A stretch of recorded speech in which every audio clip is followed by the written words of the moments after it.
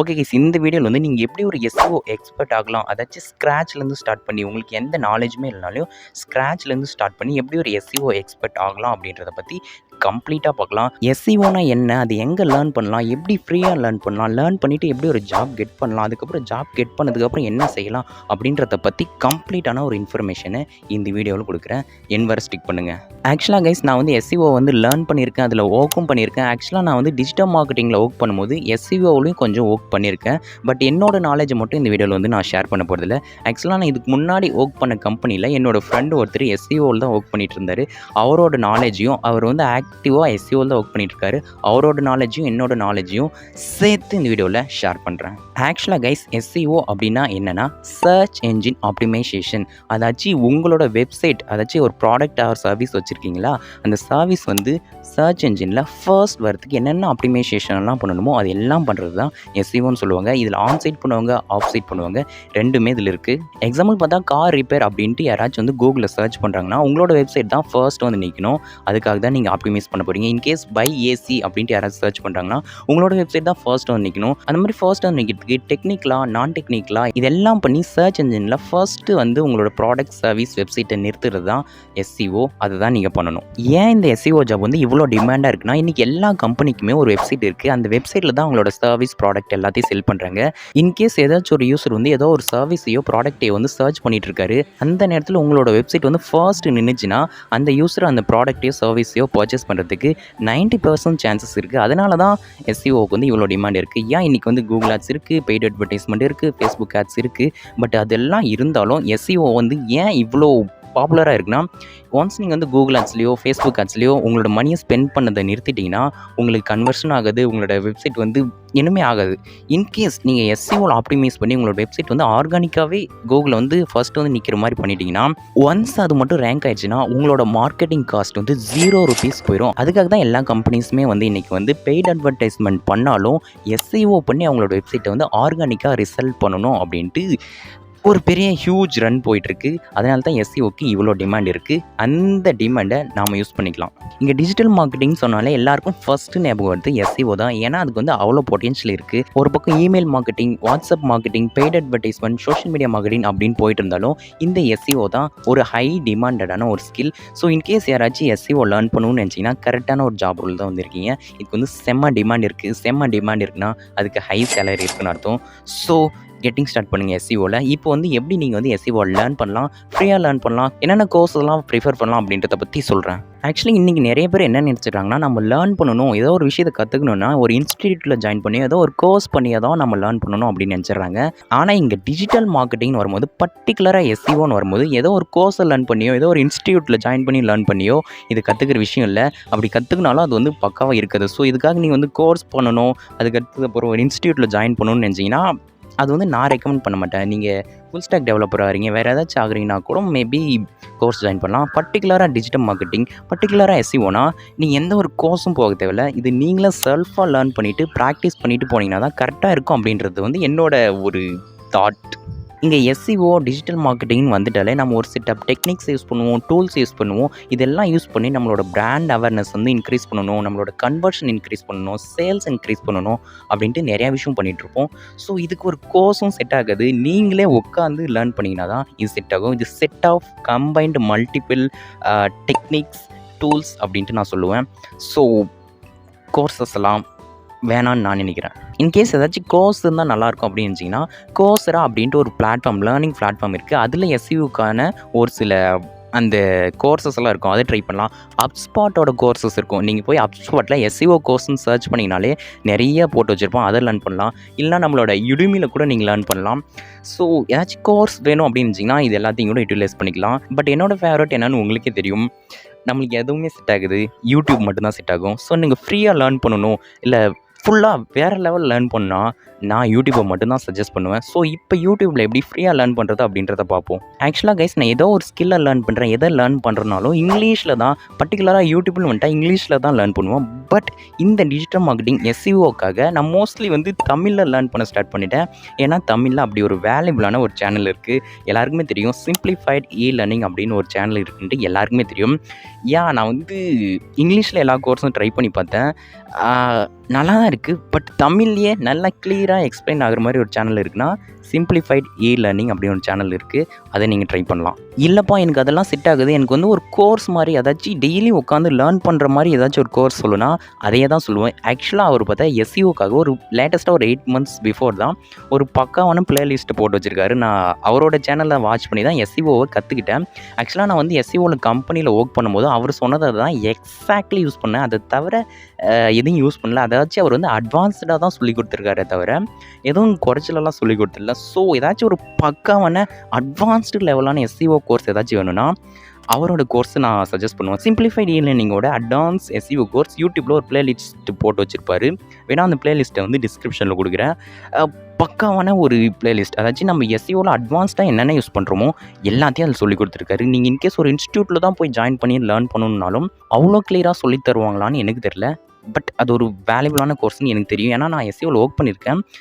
அவர் சொன்னது எல்லாமே மோஸ்ட்லி மோர் தென் எனஃபாக தான் சொல்லி கொடுத்துருக்காரு. So that course is more than enough in case you are trying to learn SEO in Tamil. இல்லை டியூட் எனக்கு இங்கிலீஷில் வேணும்னா சிம்பிளி லேர்ன் அப்படின்ட்டு ஒரு இன்ஸ்டிடியூட் இருக்கும். அதில் ஃப்ரீயாகவே யூடியூப்பில் ஒரு கோர்ஸை போட்டு வச்சுருப்பான். அது நல்லாயிருக்கும், அதை ட்ரை பண்ணி பாருங்கள். அது மட்டும் இல்லாமல் ஏஹ்ரெஃப் அப்படின்ட்டு ஒரு சேனல் இருக்கும். அது பக்காவான ஒரு சேனல். நம்ம டிஜிட்டல் மார்க்கெட்டிங் லேர்ன் பண்ணணும், பர்டிகுலராக எஸ்இஓ லேர்ன் பண்ணணும்னா நீங்கள் ஏஹ்ரெஃப் அப்படின்ட்டு ஒரு சேனல் இங்கிலீஷில் இருக்கும். அதை செக் அவுட் பண்ணி பாருங்கள். அதை விட ஒரு பக்காவான சேனல் எதுனா எஸ்இஓக்கு பக்காவான ஒரு சேனல் எதுனா நெயில் பட்டேல் அப்படின்ட்டு ஒரு சேனல் இருக்கும். அந்த சேனலோட லிங்க் வேணால் அந்த பிளேலிஸ்ட்டோட லிங்க் வந்து டிஸ்கிரிப்ஷன் கொடுக்குறேன். இங்கிலீஷில் லேர்ன் பண்ணணும்னா இந்த 3 நீங்கள் வந்து ட்ரை பண்ணி பார்க்கலாம். சூப்பராக இருக்கும். பேசிக்லேருந்து ஸ்டார்ட் பண்ணி பக்காவாக கவர் பண்ணி வச்சுருப்பாங்க. ஸோ இங்கிலீஷில் ஏதாச்சும் சொல்லுங்கன்னா இந்த சேனல்ஸ்லாம் நீங்கள் ஃபாலோ பண்ணிக்கலாம். கைஸ் இதெல்லாம் லேர்ன் பண்ணும்போது என்ன நடக்குதோ இல்லையோ ஒரு விஷயம் மட்டும் பக்காவாக நடக்கும். அது என்னென்னா எனக்கு நடந்தது என்னென்னா நான் ஒவ்வொரு விஷயமா கற்றுக்கும் போது அதாச்சும் கீவேர்ட் ரிசர்ச்னா என்ன, மெட்டா டிஸ்கிரிப்ஷன் என்ன, டைட்டில்னா என்ன, சர்ஃப்னா என்ன அப்படின்ட்டு ஒவ்வொன்றா லேர்ன் பண்ணும்போது எஸ்இஓவில் எனக்கு ஒரு விஷயம் மட்டும் தரமாக நடந்துச்சு. அது என்னென்னா ஒவ்வொரு கான்செப்ட் லேர்ன் பண்ணும்போதும் நல்லா தூங்குச்சு, நல்லா தூங்குனேன். ஏன் கைஸ் நம்ம அது வந்து திடீர்னு பார்க்குறதுனால ஒன்றும் புரியாத மாதிரி இருக்கும். நல்லா தூக்கம் ஒரு கான்செப்டும் லேர்ன் பண்ணும்போது ஸோ உங்களுக்கு தூக்கம் வந்துச்சுன்னா நீங்கள் கரெக்டாக தான் லேர்ன் பண்ணிகிட்ருக்கீங்க. அதை அப்படியே பிடிச்சி போங்க. ஸோ நீங்கள் லேர்ன் பண்ணும்போது தூக்கம் வந்து ஒரு தவிர்க்க முடியாத விஷயம். இது ஏன் அங்கே சொல்லிகிட்ருக்கேன், நடந்தது சொல்கிறேன் மக்களே. அடுத்து கைஸ் அதில் என்னென்ன கான்செப்ட்ஸ் எல்லாம் கவர் பண்ணணும் அப்படின்ட்டு பேசிக்காக சொல்கிறேன். ஆக்சுவலாக பார்த்தா நான் வந்து இன்டர்வியூஸ்லாம் அட்டன் பண்ணிகிட்டு இருந்தேன். டிஜிட்டல் மார்க்கெட்டிங், எஸ்இஓ, எஸ்எம்எம் எல்லாம்.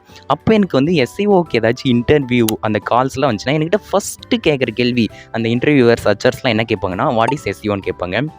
எஸ்இஓனா என்னென்னா கூகுளில் வந்து ரேங்க் பண்ணுறது, அதுக்கப்புறம் வந்து இந்த மாதிரி பண்ணுறது அந்த மாதிரி பண்ணுறதுன்னு சொல்லிட்டு ஆன்சைட் எஸ்இஓ, ஆஃப்சைட் எஸ்இஓ அப்படின்ட்டு கதறிச்சு விடுவேன். ஆன்சைட்டில் வந்து கீவேர்ட் ரிசர்ச், அதுக்கப்புறம் மெட்டா டிஸ்கிரிப்ஷன் அதெல்லாம் ஒர்க் பண்ணுவோம். ஆஃப் சைட்டில் வந்து பேக்லிங்க் கிரியேட் பண்ணுவோம் அப்படி இப்படின்ட்டு கதறிச்சு விட்ருவேன். ஸோ அதை தான் நீங்களும் லேர்ன் பண்ணணும். ஸோ இங்கே வந்தால் எஸ்இஓனா என்ன, அதில் என்னென்ன இருக்குன்னு லேர்ன் பண்ணணும். இங்கே வந்து 2 விஷயம் இருக்குது. ஆன்சைட் எஸ்இஓ அதாச்சும் டெக்னிக்கல் எஸ்இஓ, ஆஃப்சைட் எஸ்இஓ அதாச்சும் பேக்லிங்க் கிரியேட் பண்ணுறது அப்படின்ட்டு 2 விஷயம் இருக்கும்.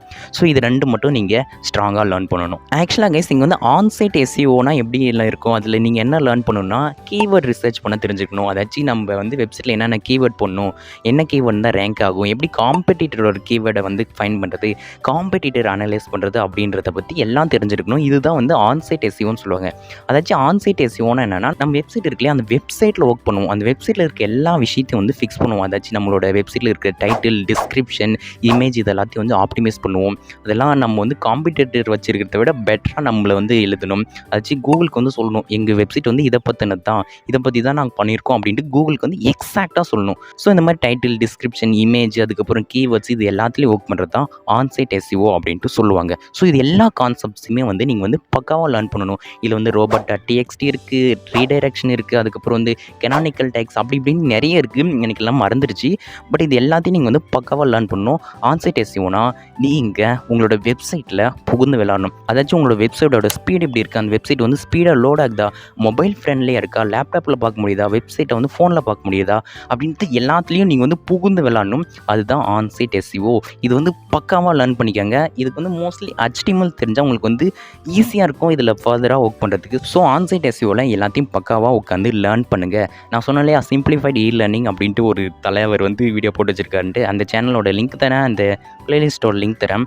தலைவன் எல்லாத்தையும் கவர் பண்ணி வச்சுருப்போம். உட்காந்து ஒரு நாளைக்கு 1 or 2 கான்செப்ட் கவர் பண்ணுங்கள். கவர் பண்ணதை அப்படியே விட்றாம அதை அப்படியே ப்ராக்டிஸ் பண்ணுங்கள். ஈஸியாக நீங்கள் வந்து 1.5 மந்த்லேயே வந்து ஆன்சைட் எஸ்இஓவை லேர்ன் பண்ணி அதை ப்ராக்டிஸும் பண்ணி பார்த்துடலாம். ஸோ நான் சொன்ன மாதிரி அதை லேர்ன் மட்டும் பண்ணாதீங்க, அதை ப்ராக்டிஸும் பண்ணுங்கள். அதாச்சு இப்போ வந்து கீவேர்ட் ரிசர்ச்னா என்ன அப்படின்னு பார்க்கறதோட மட்டும் நிறுத்திடாமல் எப்படி கீவேர்ட் ரிசர்ச் பண்ணலாம், அதாச்சு கூகுள் கீவேர்ட் ரிசர்ச் டூலை யூஸ் பண்ணி எப்படி கீவேர்ட் ரிசர்ச் பண்ணலாம், Ahrefs எப்படி யூஸ் பண்ணலாம் அப்படின்ட்டு எல்லாத்தையும் ப்ராக்டிக்கலாக உட்காந்து வேறு லெவலில் ப்ராக்டிஸ்லாம் பண்ணிங்கன்னா வேறு லெவலில் அது ஈஸியாக லேர்ன் பண்ணிடலாம். ஸோ இந்த மாதிரி தான் நீங்கள் வந்து ஆன்சைட் எஸ்இஓவை லேர்ன் பண்ணணும். கைஸ், நான் இங்கே வந்து ஆல்ரெடி சொன்ன மாதிரி நம்ம வந்து நிறைய டூல்ஸ் யூஸ் பண்ணுவோம். அதாச்சும் கீவேர்ட் ரிசர்ச்சுக்காக கூகுளோட கீவேர்ட் பிளானர், அதுக்கப்புறம் காம்படிட்டிவ் அனலிஸ்ட்காக Ahrefs, Moz, அதுக்கப்புறம் SEMrush அப்படின்ட்டு ஊருப்பட்ட டூல்ஸ் அண்ட் டெக்னிக்ஸ் எல்லாம் யூஸ் பண்ணுவோம். ஸோ நீங்கள் லேர்ன் பண்ணுறது வந்து இம்ப்ளிமெண்ட் பண்ணுறதுக்காக நிறைய டூல்ஸ் யூஸ் பண்ணுவோம். அந்த டூல்ஸும் முடிஞ்சால் லேர்ன் பண்ண பாருங்க.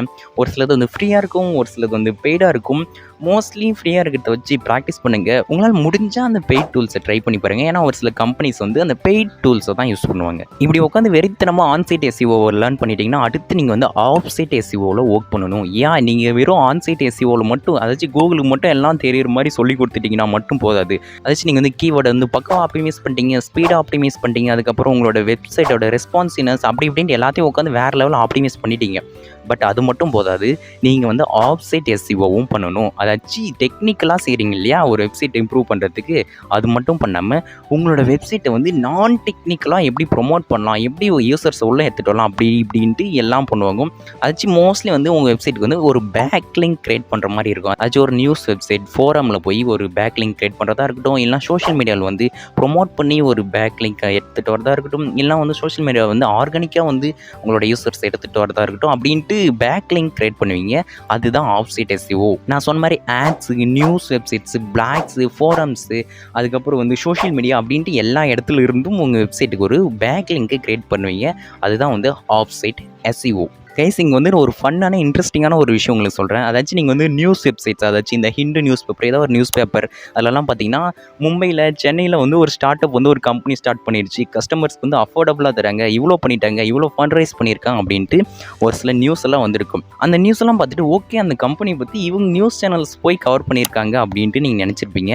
ஆனால் அதுதான் இல்லை. அதாச்சும் இந்த ஸ்டார்ட் அப்ஸ் கம்பெனிஸ்லாம் என்ன பண்ணுவாங்கன்னா அந்த மாதிரி நியூஸ் சேனலாக இருக்கட்டும், அந்த மாதிரி ஒரு சில தேர்ட் பார்ட்டி வெப்சைட்ஸ்லாம் போய் மணியை பே பண்ணி இந்த மாதிரி எங்களுக்காக ஒரு போஸ்ட் போடுங்க, ஒரு நியூஸ் வந்து ரிலீஸ் பண்ணுங்க அப்படின்ட்டு பண்ணுவாங்க. அதுவும் ஒரு கைண்ட் ஆஃப் சைட் எஸ்இஓ தான். நம்மளோட பிராண்டை வந்து ஒரு நியூஸ் வெப்சைட்ஸில், ஒரு ஃபோரமில், ஒரு பிளாக் போஸ்ட்டில் வந்து நம்மளே மணியை கொடுத்து ப்ரோமோட்டெல்லாம் பண்ணுவோம். ஆக்சுவலாக இதுக்கு முன்னாடி ஒர்க் பண்ண கம்பெனியில் அந்த மாதிரி பண்ணியிருக்காங்க.